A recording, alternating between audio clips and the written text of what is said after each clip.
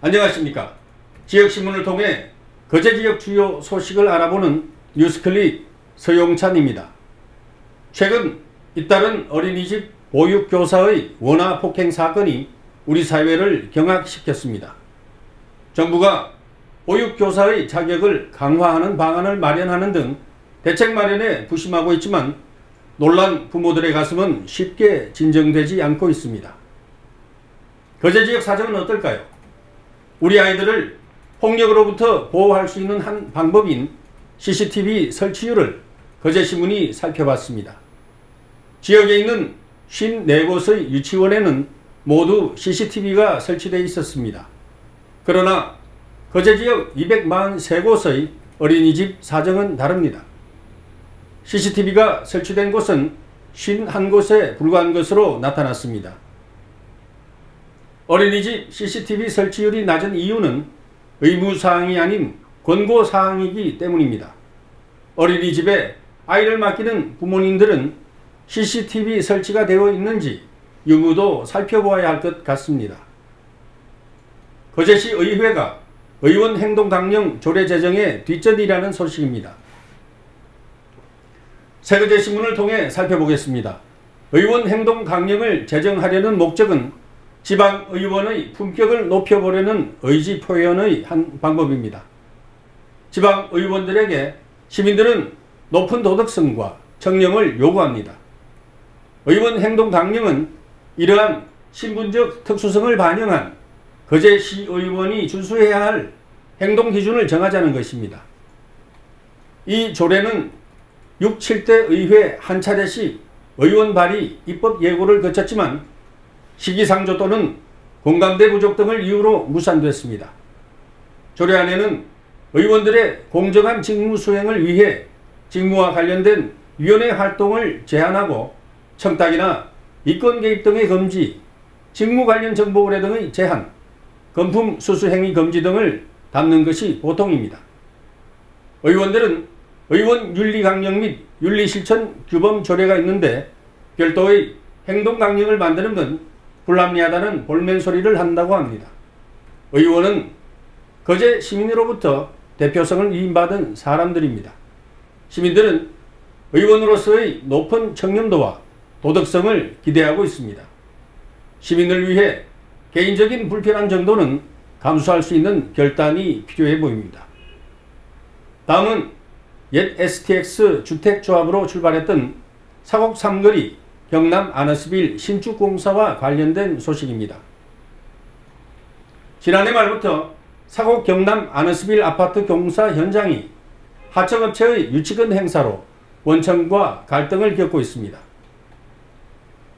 지난해 말 하도급 계약 해지 통보를 받은 하청업체가 해지 통보 전 발생했던 추가공사비 등 미지급 금액을 지불할 것을 주장하며 유치권 행사에 나선 겁니다. 지난달 22일에는 유치권 행사를 위해 현장 진입을 시도하던 하청업체 관계자들과 시공사 직원 사이에 몸싸움이 벌어져 양측에서 9명이 부상을 입고 인근 병원으로 후송되는 일까지 일어났습니다. 원청의 입장은 어떨까요? 계약 해지 책임은 하청업체에 있다는 주장입니다. 자신들은 지난해 10월까지 실제 공사한 금액보다 더 많은 돈을 이 업체에 더 지급했다는 겁니다. 오히려 이 업체가 현장 근로자들의 노임을 지급하지 않아 본사에서 긴급 예산을 투입할 예정이라고 밝히는 등 양측의 주장이 극명하게 엇갈리고 있습니다. 폭력 사태까지 번진 아너스빌 사태, 공기 지연으로 이어질 경우 7월 준공과 8월 입주 일정에도 상당한 차질을 빚을 것으로 보인다고 보도했습니다. 거제 중앙신문 보겠습니다. 장목관광단지가 진해웅동 글로벌 테마파크와 연계 추진된다는 소식입니다.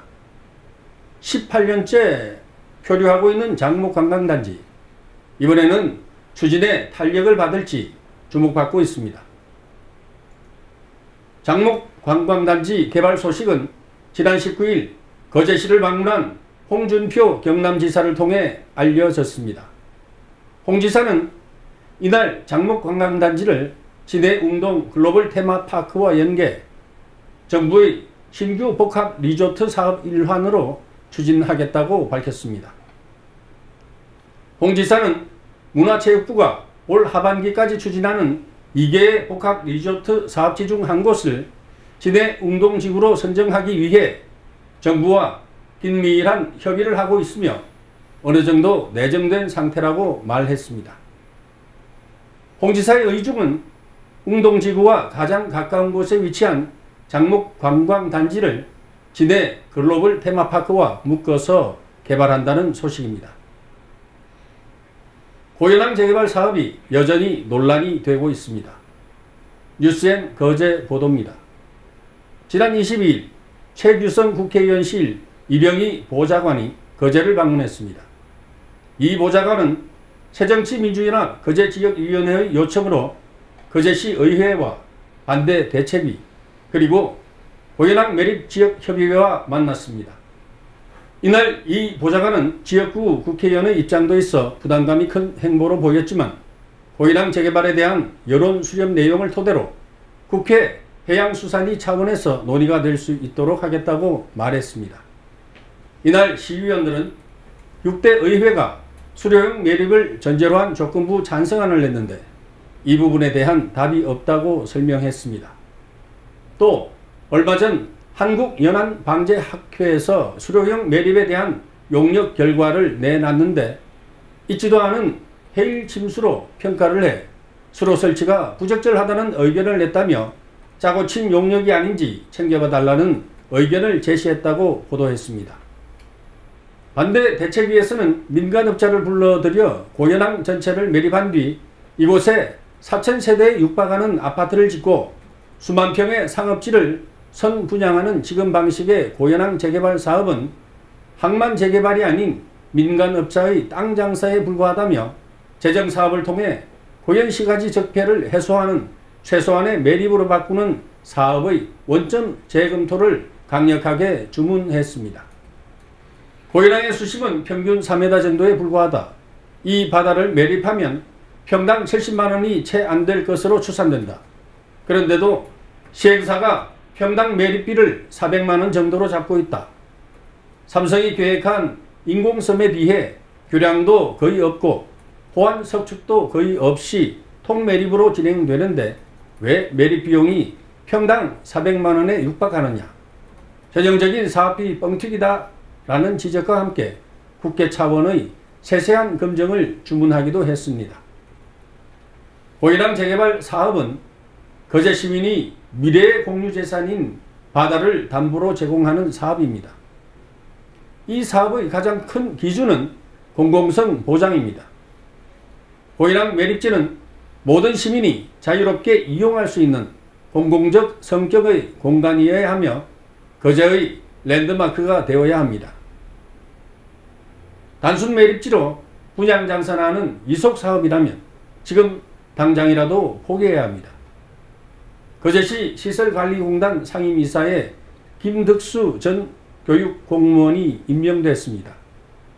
거제문화예술회관 관장으로는 거제시에서 국장으로 퇴직한 김모 씨가 유력하다는 소식입니다.